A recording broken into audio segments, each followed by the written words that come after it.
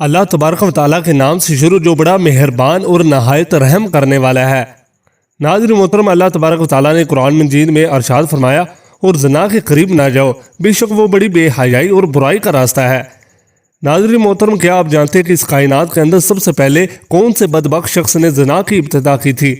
پیارے دوستو، آج کی اس ویڈیو کے اندر ہم اسی شخص کے بارے میں جانیں گے، لہذا آپ سے گزارش ہے کہ آپ ہماری اس ویڈیو کو اینڈ تک ضرور دیکھیے گا۔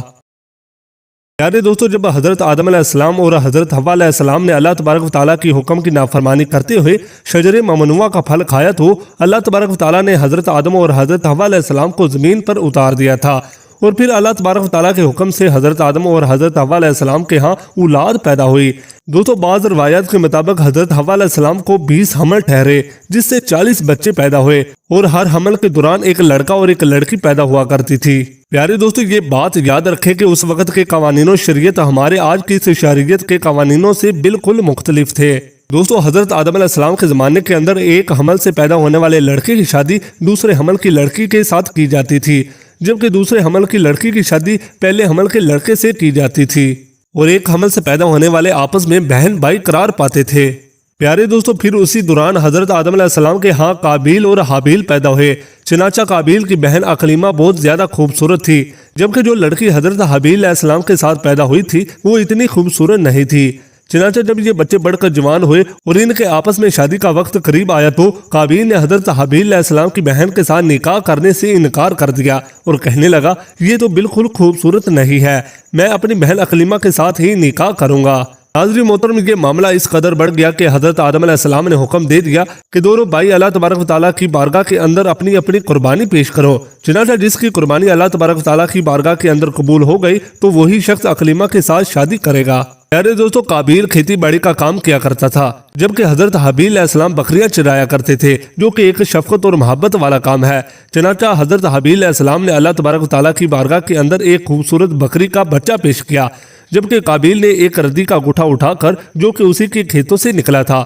اس نے اللہ تبارک و تعالیٰ کی بارگاہ کے اندر پیش کیا۔ چنانچہ اس زمانے کے رواج کے مطابق آسمان سے ایک آگ اتری اور اس نے حضرت حابیل علیہ السلام کی قربانی کو قبول کر لیا، جس پر قابیل کہنے لگا کہ ضرور میرے باپ حضرت آدم علیہ السلام نے حابیل کے لیے دعا کی ہوگی، جس کی وجہ سے اس کی قربانی قبول ہو گئی ہے۔ ناظرین محترم، پھر اسی واقعے کے بعد قابیل نے حضرت حابیل علیہ السلام کو مارنے کی دھمکی دے دی۔ روایت کے اندر آتا ہے کہ حضرت حابیل علیہ السلام قابیل سے زیادہ طاقتور تھے، لیکن آپ نے اللہ تبارک و تعالیٰ کے خوف کی وجہ سے فرمایا کہ اگر تم مجھے قتل کرے گا تو میں تمہاری طرف تمہیں قتل کرنے کے لیے ہاتھ نہیں بڑھاؤں گا، میں چاہتا ہوں کہ قیامت کے دن تم میرے گناہ کے ساتھ آئے۔ چنانچہ ایک دن قابیل نے غصے میں آ کر حضرت حابیل علیہ السلام کے سر پر پتھر مارا، جس سے آپ کی موت واقع ہو گئی۔ چنانچہ حضرت حابیل علیہ السلام کو قتل کرنے کے بعد قابیل بہت پریشان ہوا اور حضرت حابیل علیہ السلام کی لاش کو اپنے کندھوں پر اٹھا کر کئی دن تک مارا مارا پھرتا رہا۔ پھر اللہ تبارک و تعالیٰ کی حکم سے 2 کوے آئے اور ان دونوں نے قابیل کے سامنے جھگڑا کیا۔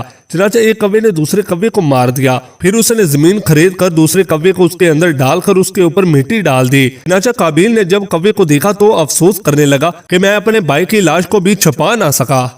چنانچہ پھر اس نے بھی اسی طرح سے کیا اور حضرت حابیل علیہ السلام کی لاش کو زمین کے اندر دفن کر دیا۔ اس کے بعد قابیل اپنی بہن عقلیمہ کو لے کر وہاں سے چلا گیا، کیونکہ مسلسل شیطان اس کے پاس آتا رہا اور اس کو اس بات سے ڈراتا رہا کہ تمہارا باپ تمہیں قتل کر دے گا، لہذا وہ اپنی بہن کو لے کر وہاں سے دور کہیں جا کر وادیوں کے اندر بس گیا۔ ناظرین محترم، اس واقعہ کے بعد حضرت آدم علیہ السلام بہت زیادہ مغموم رہا کرتے تھے، اور آپ اللہ تبارک و تعالیٰ سے دعا کیا کرتے تھے کہ یا اللہ تبارک و تعالیٰ مجھے وارث عطا فرما۔ چنانچہ اسی دوران آپ کو حضرت شیشہ علیہ السلام کی بشارت ملی۔ چنانچہ حضرت شیشہ علیہ السلام جیسے ہی پیدا ہوئے تو حضرت آدم علیہ السلام نے بچپن سے ہی ان کی تربیت پر خاصی توجہ دی اور حضرت شیشہ علیہ السلام کو تمام معاملات سے آگاہ کیا۔ چنانچہ جب حضرت شیشہ علیہ السلام جوان ہوئے تو حضرت آدم علیہ السلام نے اپنے بعد ان کو مومنین کا خلیفہ مقرر کیا اور انہیں اس بات کا حکم دیا کہ وہ اپنے بھائی قابیل اور ان کی اولاد سے دور رہیں اور مومنین کی اس جماعت کو بھی ان سے دور رکھیں۔ چنانچہ پھر اس کے بعد حضرت آدم علیہ السلام کا وصال کا وقت قریب آیا تو حضرت آدم علیہ السلام یہی وصیتیں کرتے ہوئے اس دنیا سے کوچ فرما گئے۔ چنانچہ اللہ تبارک و تعالیٰ کے مقدس فرشتے نازل ہوئے اور انہوں نے حضرت شیشہ علیہ السلام کو حضرت آدم علیہ السلام کو دفن کرنے کا طریقہ بیان کیا۔ چنانچہ حضرت شیشہ علیہ السلام نے اسی طرح سے کیا۔ اس کے بعد کچھ عرصے کے بعد آپ کی والدہ حضرت حوا علیہ السلام کا بھی اس دنیا سے انتقال ہو گیا۔ ناظرین محترم، اس واقعہ کے بعد زنا کی ابتدا ہوئی۔ کے بارے میں بنی اسرائیل کی روایات کے اندر ہمیں یہ ملتا ہے کہ قابیل اور اس کی آل اولاد ایک وادی کے اندر رہا کرتی تھی۔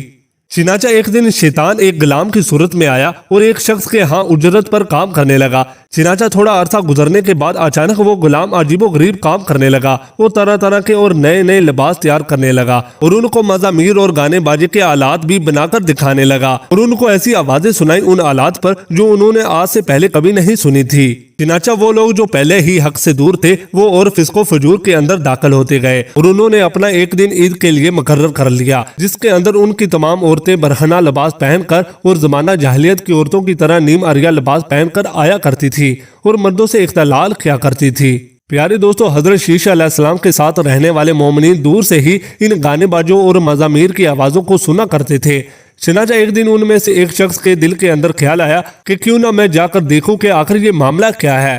چنانچہ اس شخص نے چوری چھپے ہجرت کی اور عید کے دن کے جس دن قابیل اور اس کی آل اولاد فسق و فجور میں مبتلا ہوتی تھی وہ شخص وہاں جا کر پہنچا اور اس نے وہاں جا کر عورتوں کو دیکھا کہ وہ بہت زیادہ حسین و جمیل تھی۔ پیارے دوستو، اس حوالے سے روایت کے اندر آتا ہے کہ حضرت شیشہ علیہ السلام اور ان کے ساتھ جو مومنین کی جماعت تھی ان کے مرد بہت ہی زیادہ حسین و جمیل اور خوبصورت تھے اور ان کے ساتھ جو عورتیں تھیں وہ بظاہر اتنی زیادہ حسین و جمیل نہیں تھی، جبکہ قابیل کی آل اولاد کے اندر مرد انتہائی بدصورت تھے جبکہ ان کی عورتیں اور لڑکیاں بہت ہی زیادہ حسین و جمیل تھی۔ چنانچہ وہ نوجوان ان لڑکوں کے حسن و جمال سے بہت زیادہ متاثر ہوا۔ پھر جب وہ شخص واپس آیا تو اس شخص نے چوری چھپے دیگر مومنین کو بھی اس حوالے سے خبر دی۔ چنانچہ پھر آہستہ آہستہ مومنین کے لوگوں میں سے بعض کمزور ایمان والے وہاں سے ہجرت کرنے لگے اور ہجرت کر کر کے قابیل کی اولاد کے اندر جا کر وہاں پر ان کی عورتوں کے فتنے کے اندر مبتلا ہوتے گئے اور یوں فسق و فجور کرنے لگے اور آپس کے اندر زنا کاریاں کرنے لگے جس سے زنا جیسے کبیرہ گناہ کی ابتدا ہوئی۔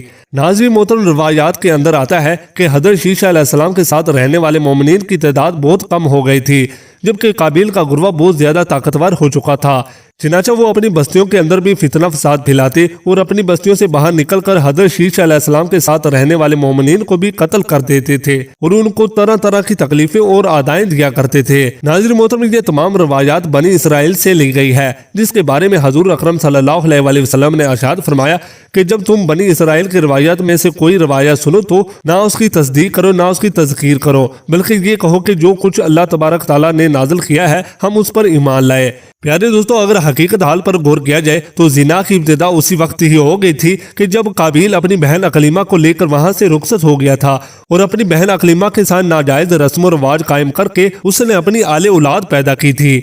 اللہ تبارک و تعالیٰ سے دعا ہے کہ اللہ تبارک و تعالیٰ تمام مومنین کو زنا جیسی لعنت سے ہمیشہ ہمیشہ کے لیے محفوظ رکھے۔